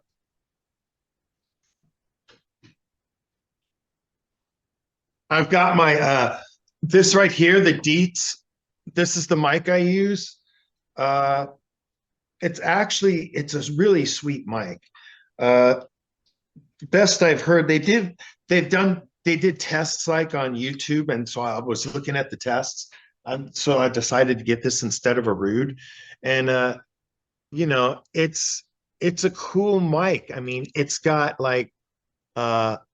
I don't know if you can see that, but I mean, it's got gain on the side right there. I could basically turn this right here, and it's got numbered.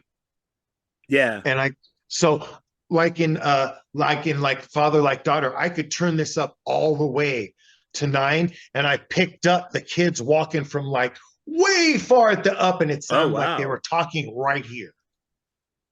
And so this mic is amazing. And what's so cool about it is they even sell a connector that actually connects right up to the mic to make it a boom mic. Oh, good. But, yeah, because your sound is really good. Yeah, Dietz is a good company. It's the only microphone on the market that's made of metal. It's not plastic. Oh. Yeah, it's made of steel. So do you know what difference that would be between steel and plastic? Well, it's not going to break as bad, and it's just a more solid, reliable. I mean, it charges up. It's got filtering on it. It's the pro version, and it works great. I mean, as you can see, my movies sound okay for what they are. I think they look and sound very good. I think I use the ADR. I mean, my director, my editing, my editor has a lot of AI on it, so I'm able to use that to clean everything up. Oh, okay. So how much does a mic like that normally go for? I think they're maybe $200 or 180, 100, $200, something like that. Okay, well, that's not too maybe bad. It was 100 and some. I don't know. I don't remember. Got it a while ago. Comes in the case and all that crap, but it's nice. Yeah. I mean, people need to check out your stuff, because I'm not joking when I say that it looks and sounds good. So I don't think at any point I've gone oh, come on, dude, just put a mic on. I had one filmmaker get a hold of me. He got the whole setup I got. He got the camera and the mic and everything. I'm like, dude, you're crazy. He's all, I like the way your stuff looks. And it's I think it looks too I think it looks too clear to where it looks like it just looks like it's shot on video. That kind of bugs me. But for Zombie Rage, I have this guy that he comes into my water shop, and he's a colorist, and he colors all these big movies and all these TV shows, and that's what he does for a living. You know, so sometimes we sit and talk, and he'll show me, oh, I'm going to a premiere tonight. He'll be like, you want to go with me? You know, it's a movie he edited and did the coloring on and all this. So he comes up to me and he goes, I go, well, can you make me some custom LUTs, you know, to put on my editor? And he goes, oh, for sure. Bring me a scene and I'll make you up a couple LUTs to pick from. And so on Zombie Rage, I gave him $100, and he made me like special LUTs for each one. And so each of those episodes has a different LUTs on it to make it look more film-like instead of like a video. And so that's what we did on this movie, on Death Bitch. He made me a new one they're supposed to look 70s, so they're kind of brown, kind of like tannish. I might just use the green because he made one with that's just slight green by itself. I might just throw the green on it and leave it at that.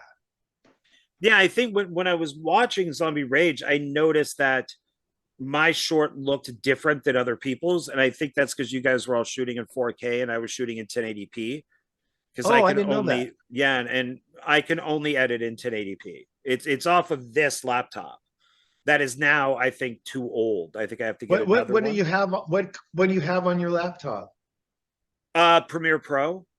Okay, and what is the system? Is it I assume it's an Intel 7, right? Core processor. It's probably a processor. I wish I knew more about it. I know right now the issue is that it won't update to Windows 11. And I think one of the processors is not, because of that, it's not updating. So when I use Premiere Pro, everything is pink. Just go to my editor, dude. My desktop, I've gotten this new one now that I'm on right now. It's my laptop, but I just bought it like maybe a month ago, and it's like a Intel Core 9 with a fucking NVIDIA fucking card, all kinds of graphic shit. This is like a badass motherfucker. So I can edit at work now and go back and forth. But even on my normal computer, I can edit 4K and all of that, dude. And it's not that modern. It's an older computer. You need. I'm using Power Director. Get Power Director. It's like you can get Power Director 365 a year. It's like $70. So Power Director. I'm gonna write that down. I think it's a Cyberlink Power Director. So Cyberlink. Power Director 365. That's the one you want.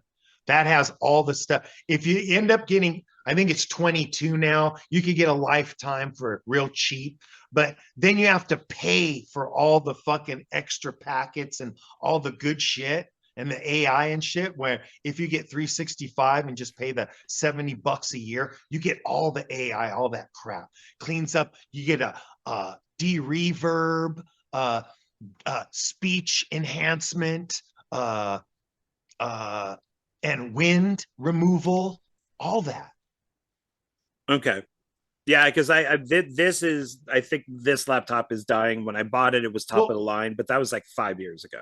Also, you can set the Power Director, and what it will do, you will edit in 1080, but you will render it in 4K. Okay. Yeah, that's why I think if you go back now that you know, you might notice that there is, because I told Joe, who shot the film, I'm like, because he was going to shoot it in 4K, and I'm like, then you got to edit it. I can't edit in 4K. Gotcha. I can only do 1080. Gotcha. And I always want to do the first edit. So I edited Flesh Attack, and then Joe went in and did the color correction and added he added certain things to the stuff and played with the colors. And so did you shoot it raw? Did you guys shoot it ProRes?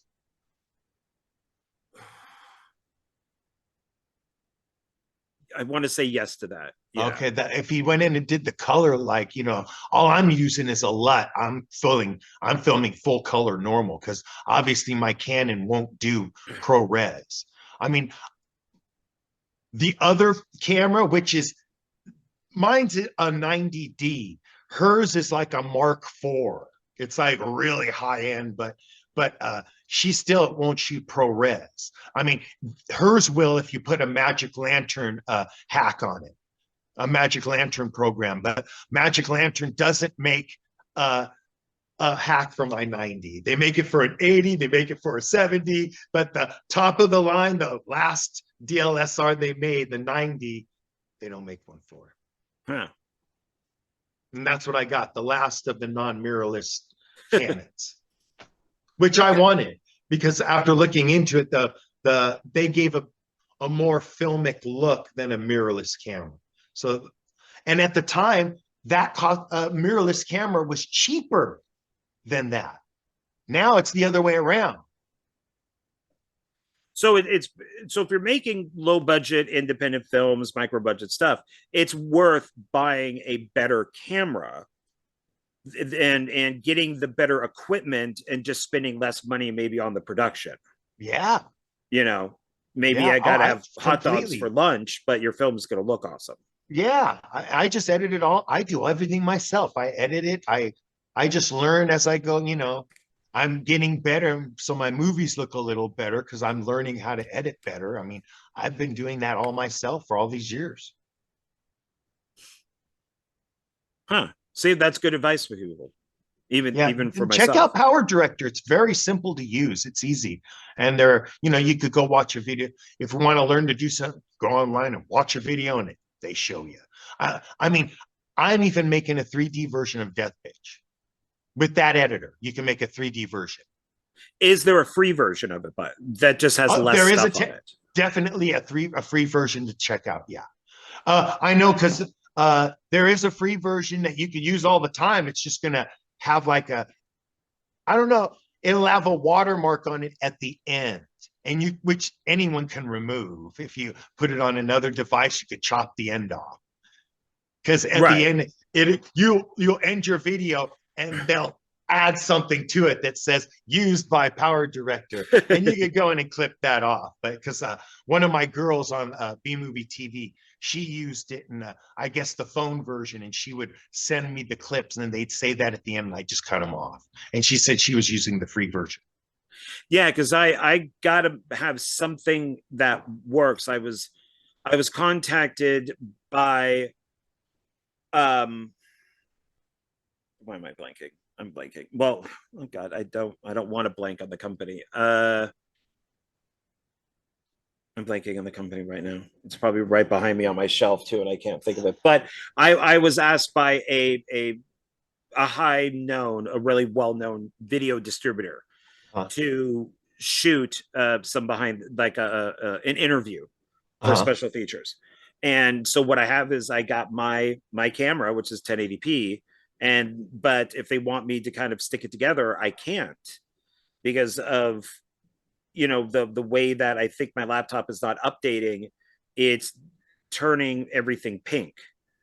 You can also go to AVG and get a driver updater. It's like $20 for a year, $25, and that'll update all your drivers. I did that on my home. What's it called? Go to avg.com. AVG, okay. And you get a driver updater.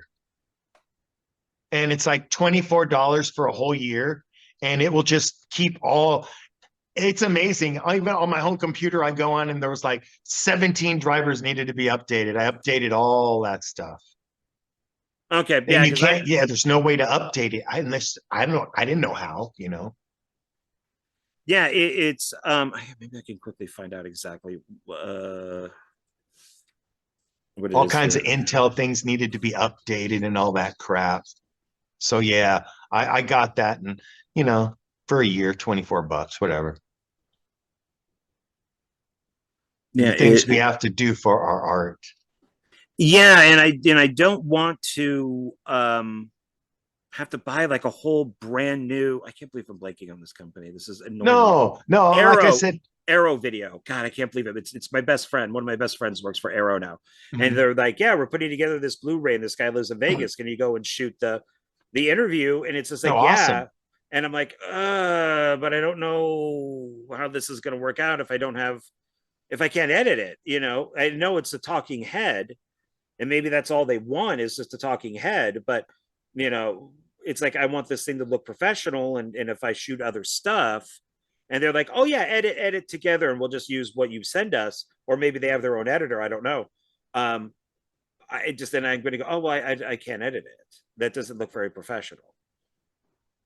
Well, So I'm going to you look could at just those two ask them, things. say, did you want to edit it or did you want me to edit it? I'm going to, yeah. And then go from there. That's what I would do. Yeah, but then So, definitely check out Power Director. Check it out. okay, The yeah, 365 version, because it definitely looks, all I have is Power Director 17. So most likely Power Director 22 or whatever they're on now. It might look the same as 365. So I don't know. I got that Because I written got down. two of them. I bought the Lifetime one first. And I liked it so much after a while, I said, I'm going to get the one with all the bells and whistles for every year. So, Okay, yeah, that makes sense. yeah. So, and if we're, yeah, and I'm trying to improve myself, especially if I'm going to be shooting, I want to shoot more of my own films. Sure. So I can't stick with stuff that was 10 years ago. No, you'll like it. You'll like the editor, I think. There's a lot of good stuff, a lot of background music, a lot of special effects. I mean, gunshots, a lot of cool stuff on there that you can use. I use it all. Okay. All right. All right, cool. Okay. Well, I guess that we could kind of wrap this up then. And unless is there anything else you would like to talk about? No. I mean, Death Bitch is coming up. That's really it. And Return to Death Park, The Return. That's really all we got, going for the moment, really, Yeah, we got John Ozuna in Death Bitch. He did some martial arts scene. Uh yeah, Bridget the Midget. We tried to get as many names as we could, for the budget we had. And I think we might do a crowdfunder and Indiegogo for Death Park, maybe. If you see what I could do at $2,000 or $3,000. If I had $10,000, I can make something that really kicks ass. Oh, I think so. Yeah. Well, and with the budgets that you're working with, has there ever been a problem with those budgets and the people you want to get or the locations or anything? One actress, we needed her for 2 days, but I don't, we couldn't have afforded her for that. She could have, we could have only did 1 day, so we didn't use her. Other than that, and I don't know if I told you, one actor who's kind of a stuntman actor. He tried to dick us on on price. I wasn't even gonna be the bad guy in this movie. I didn't want to be in Death Bitch. I just wanted to direct for once. That was from the start. I told Meri, I want to sit this one out. I just want to direct. If I'm gonna be in it, I'll be a bit part, maybe the father to the lead in a bit part, for a second. But other than that, I don't want to be in it. And then we asked him to, we're at a premiere talking to the guy with Robert Mukes, we're all talking, and a bunch of us, and Robert's, don't screw my bro, don't dick him, dude, don't give him a good price and this and that. And the guy, we call him up, we get a hold of him the next day, and he's just like asking like what Robert Mukes asks, and the guy's really nobody. And I mean, yeah, and I just go, you know what? Fuck him. I'll do it. You know what I mean? And so I ended up doing it. And there was no reason for him to ask that kind of money because now he's back down to what I wanted to give him, actually less than what I wanted to give him per movie. So I don't know why he did that. I think he was riding high for a minute there and he just got crazy or he figured I was green and didn't know what I was doing. and would do it. But it's like, I was a businessman for 20 some years before I got into this fucking business. That's one thing I know, is the business end. I'm good at that. That's why all my movies make money, you know? Well, yeah, I think these people, you know, they get on a high horse for a while, because I know Tom Devlin, and he made a film called Teddy Told Me To. And one day I get a call and it's like, hey, do you want to be in Teddy Told Me To? And I'm like, sure. And he told me what the character was, which is kind of like the dickhead fat guy that's from Mighty Morphin Power Rangers. And he's got like his sidekick next to him. He goes, we want you to be like that. I'm like, okay. And he goes, well, to be honest, we did have somebody else, like a known actor, but he thought the role was too small. And so he passed on it. And then I thought, oh, John will act in anything, so call him. And now I've been working with Tom Devlin on almost every film that he's made, because for me, no role is too small. I just like working with people and working with Tom. And so to me, it's an honor. Even if I'm on screen for 2 minutes, it's an honor. You know? No, I think a lot of people feel that way that work in this business. There's a lot of people that do feel that way. Then you got the people that pay to be in movies and act like they don't. Just got this role, only had to pay $200. Yeah. I'm now a producer. Yeah, they come up to me at things and we're acting all big and I do this and I do that and this and that, and then I find out he pays for everything. I'm like, dude, what the fuck? What's going on? I'd be in these 20 movies too if I pay $200 a film to be in it. Well, in those films, you tend to notice that. You know, it's like, oh, that's the person who paid, because they're not an actor. They're just, or you just look at the list of producers. Oh yeah, that too. There'll be a million producers, so you know what's going on. Yeah. Well, like this one, we got producers. I mean, we asked for some producers. We didn't do the Indiegogo thing, but we said, hey, if anybody would like to step up and be a producer, we just have, I think, a associate producer and executive producer. And it's on my website, the Livid Media website. And you go there and it says support Livid Media.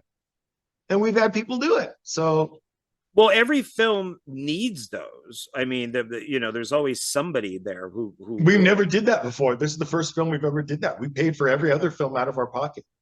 Oh wow. Well, but having somebody who is a producer to be on it, I think more my thing is just the person who goes onto Facebook and goes, hey, now I'm a producer on this film. And it's like, oh, it's because you gave $200, through crowdfunding. It doesn't seem as legit as somebody who, is a dentist and gives, like what they did with Sam Raimi with The Evil Dead. Those are producers. You mean like the person that stepped up to me the other day and gave me $1,000 for Death Park and just wanted to be a producer, and I don't even want to be listed on the fucking movie? Like that. Yeah, that just happened. Yeah, I didn't even ask him. I didn't even put words out. And someone gave us $1,000. Oh wow, nice, very nice. Yeah, that fan of the movies. So I'm like, cool. Yeah, I did that once with a friend of mine for the Dark Shade Creek films. Is I got a little bit of a larger tax return, and I said I'd like to send you, because normally his movies are $5. And I'm like, well, I'd like to send you $100. And he bought a drone. And now all of his movies have drone shots. So it's like my 100 paid for his drone. But that was it. It had nothing to do with anything else. It's, I've been in some of his films that have helped him on his films and stuff like that. But it's never, it's just, I like your movies. You're a good guy. I'd like to send you some money. Do what you want with it. If you want to go out and buy McDonald's, that's up to you, but that's, however you spend the money is how you spend it. And he spent it wisely on a drone. Yeah. So I want to spend all my money on my movies when I get money. I don't want to fuck around or any of that. I want it to show. And it's usually just for talent. I want to get some names. That's all. Sure. Makes sense. Yeah. Because that's what sells too. Yeah, I mean, I don't know how the quality will change that much, but you know, I want some names in it, you know. Right. I mean, it would be nice to have the sound guy, but I don't know if I could really afford to do that every, you know. I mean, I could buy my own sound equipment, have Joe, my assistant, you know, run around with the boom mic all day. I'm sure he'd do it, but Well, yeah, I mean, for Joe, I don't get paid. I wasn't even a sound guy, and he's just like, dude, I need a sound guy, and I'm like, okay. And you yeah. just learn how to use the equipment, and then you become a sound guy or sound person or sound woman. And Whoever. down the line, someone's going to ask you to do something, you can make a little money. Sure. You know, David Sterling got a hold of me once, hey, Ken, you know anyone who could do some special effects for Axe Grinder 303? Doug, you know, the stripper. I go, my buddy Doug will do them for you. And turned him on it, and Doug did a couple movies for him. Oh, nice. I go, Doug, make sure you pay you. And he goes, okay. And I go, you know, everything was cool. I go, make sure he gives you credit and he pays you. And you know, I like Dave. I like David Sterling a lot, you know. Yeah, I just talked to him the other day. He sent me out a couple of movies. So yeah, he's a good guy. I like him. I don't care what other people think about him. I like him a lot. You know what I mean? Every time a convention comes around, he comes up and me and him will walk off and talk for hours walking around. I love the guy. I mean, we got HorrorCon coming up in September, and I'm gonna let him use the table, and he's gonna, because I got a corner booth, and he's gonna put his movies on the table and sell them. Oh, nice. To see how it is. Yeah, I like the guy, you know. Oh yeah. No, he's come over to my apartment, and we've hung out and had like pizza and stuff like that, and watched a couple flicks, and you know, shoot the shit and stuff like that. So no, I like David a lot, and yeah, he's a nice guy, man. I like him. Well, he's the one who, I mean, he knows that I'm a big Camp Blood fan, and he got the director of Camp Blood 10. It's an animated Camp Blood, and he was looking for some actors, and so I tried out for a cop, and he goes, you know what, I like your voice, maybe you could try out for the lead. And I'm like, well, I'm not a lead actor type. And he goes, well, just try it. And I did. He goes, I want you to be the lead. And I'm like, okay, well, what's the lead? The lead is like a 6 foot tall football player, you know, blonde hair, blue eyes. And so it's done, the movie? It's done and out. And so I told him, I said, I'm the complete opposite. I'm short, fat, and bald. What are you talking about? I don't even watch sports. And he goes, I don't care about that. I just want your voice. And so I'm the male lead in Camp Blood 10. That is cool. So yeah, so he's sending me out a copy of that so I can check it out, because I still haven't watched it yet. Okay, so I'm sure he'll have it at the booth when we're at the convention. Yeah. So it's good to know these people. It's good to be friendly to these people. It's good to do favors for these people. It's good because then they'll do you favors back. Yeah, that's what it's all about. You know, he's helped me with a lot of things. I've helped him. He helped me out with the posters. He knew he had a favor in me. You know, we're just buddies. Yeah. Just like you ask for something, I do it. You know what I mean? Oh.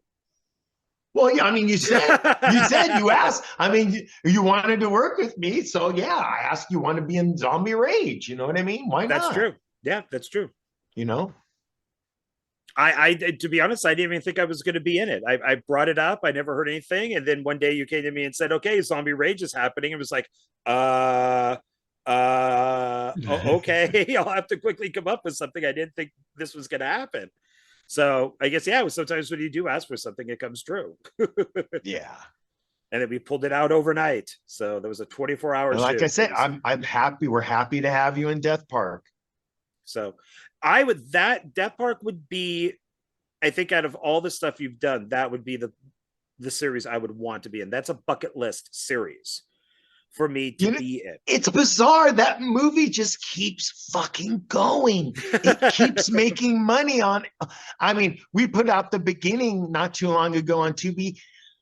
The thing's only out on 2 stations, and it's almost caught up and passed Like Father, Like Daughter. It's a great title. Just keeps going. and it's simple, just people getting killed at a park.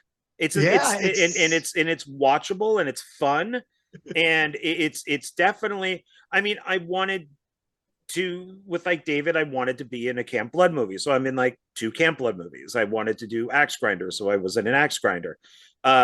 There's I wanted to be in a Dark Shade Creek, so I was in part 4. It's like I have certain Richard Bogg, I wanted to work with him. And so there are certain directors and films that I want to be in, that I want to work with those people that are bucket list. And you're one of them, and Death Park is one of them. So yeah, I mean, whatever you could do, even if I have to do something from here. Yeah, even if you have to, I'd be great if you came down, but if you have to do it remote, we can do that too. It's not a problem, but definitely, yeah. I mean, if we do Indiegogo this one, I'm gonna have quite a few names in it. Nice. It's not super big, but yeah, we get Robert and Felissa in it, but we'll definitely get more than that if we can. And I always work for free, so there you go. You don't even have to worry about that. So people ask me, they go, how much do you charge? I said, it's free. I don't care. Just give me a copy of the movie. That's all I want. Pretty simple. We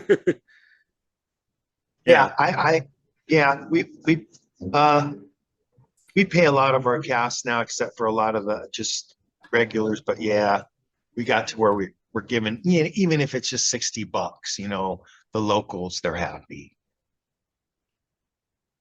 Yeah, I mean, gas or just a few bucks for food or whatever it might be. Whatever you could do. So, all right, man. So, anything else or no? That'll do it, man. All right, so that's number 3 for you. This is becoming like Saturday Night Live with how many times I can have the I get a decent amount of views. I'm no Will Colazzo, but well, he gets a lot of views, dude. He got 900 on his. He's the highest one you've ever done. Yeah, he was definitely one of them. I'm surprised that some other people didn't get more. Yeah. A director named Witch Chaos that I interviewed, that he was a bucket list guy. He's in Thailand, and he did that film Ballistic X vs. Sever with Antonio Banderas and Lucy Liu. Mm-hmm. I love that film beyond belief, and it's considered to be one of the worst movies ever made. I was certain that his was going to get a huge amount of views, and it didn't. So, which was really disappointing, because he's a really good filmmaker and a really nice guy. So it's but yeah, Will got a lot, and I guess he's a good guy. I guess he's got a base. So yeah, he's got a base. So, but I think he's got him and Prescott's base both. Yeah. So they're that kind of indie power couple. The power couple. That's it. So no, Will's okay. Yeah. And all right, man. So I appreciate it. Thank you very much. And we'll all look forward to Death Bitch. And please go check out Zombie Rage and Ken's other movies too. They're all really good. And a lot of them you can catch on still on YouTube, right? Yeah. All of them except for Zombie Rage are on Tubi. Okay. On Tubi. And all the original Death Parks are on YouTube. Okay. So his stuff is very easy to find. So yeah. All right, man. I appreciate it. Thank you. And I'll have you back on for Death Bitch. I'll have both of you back on so we can talk about that. Yeah, I can't wait about that. That movie's gonna be my breakout. I'm telling you. I'm hoping. I hope so too. Just don't forget about us little people. No. So, I ain't like that. All right, man. Thank you very much. Thanks everybody for watching. I really do appreciate it. And we'll see you on the next one. Okay. Bye. Bye, everybody. Take care.